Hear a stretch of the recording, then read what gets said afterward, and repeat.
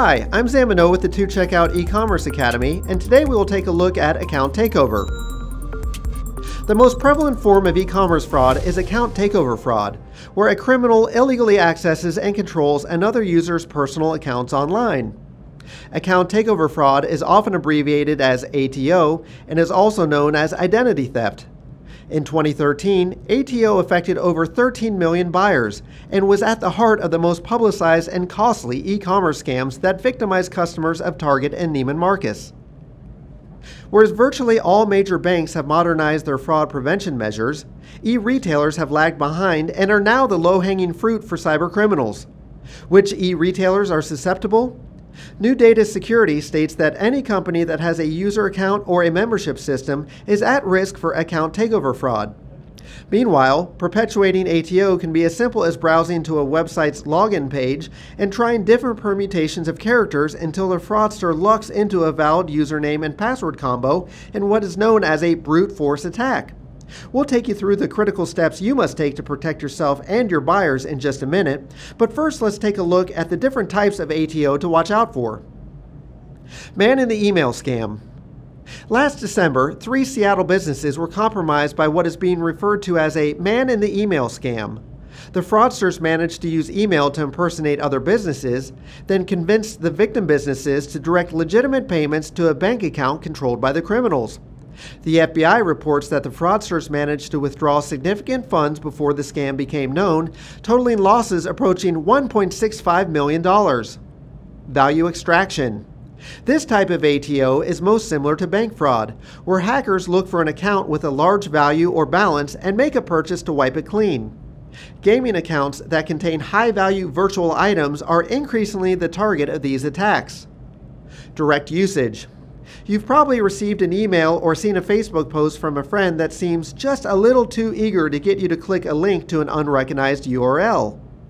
The damage can happen as soon as you click the link, which directs you to a malicious website that is able to mine your computer for data or infect it with code that gives control of your computer to hackers. While non-ATO methods are used once you click the link, which we'll cover in future fraud reports, direct usage is the method of controlling your friend's email or Facebook account, knowing you are more likely to trust a link coming from someone you know. In other cases, criminals are able to hack into an e-commerce seller's account to offer too good to be true deals that in fact direct funds into criminal-controlled bank accounts. Needless to say, the victim never receives the good or service purchased. Phishing. These email attacks are quickly becoming one of the most common ATOs, and many originate within the United States as well as Asia. With this method, fraudsters send a message that is formatted to look like official communication from a trusted vendor, often from an email address just one letter off from the official address, asking the victim for personal information, PINs, and other valued credentials. Once this information is passed from victim to criminal, the criminal uses this info to transfer funds to an account they control.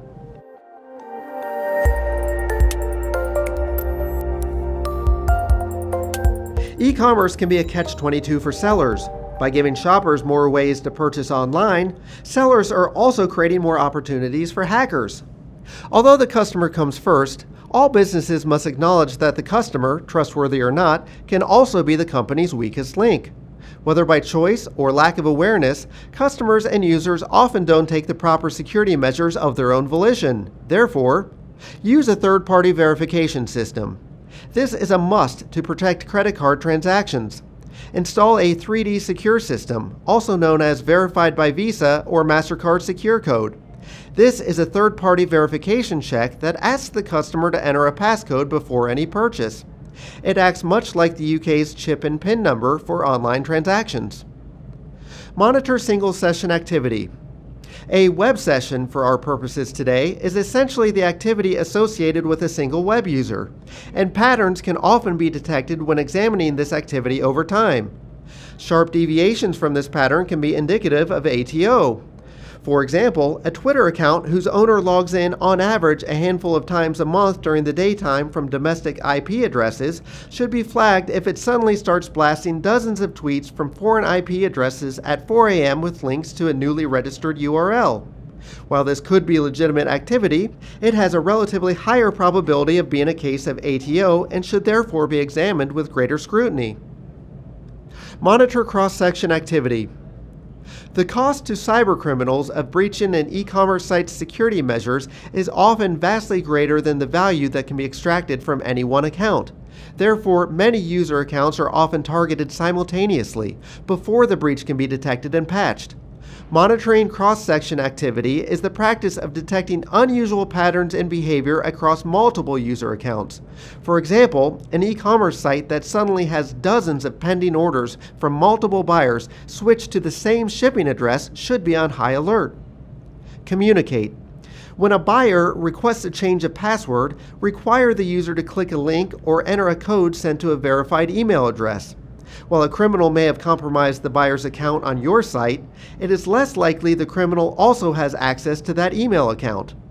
Facebook goes so far as to send an email anytime an account is accessed from a new device, and Google's Gmail sends similar notices when a user accesses its service from suspicious foreign IP addresses. Be sure to include clear and simple instructions for your users to report unrecognized activity. This concludes our fraud report on account takeover. For more information on payments in e-commerce, please visit 2Checkout Resources.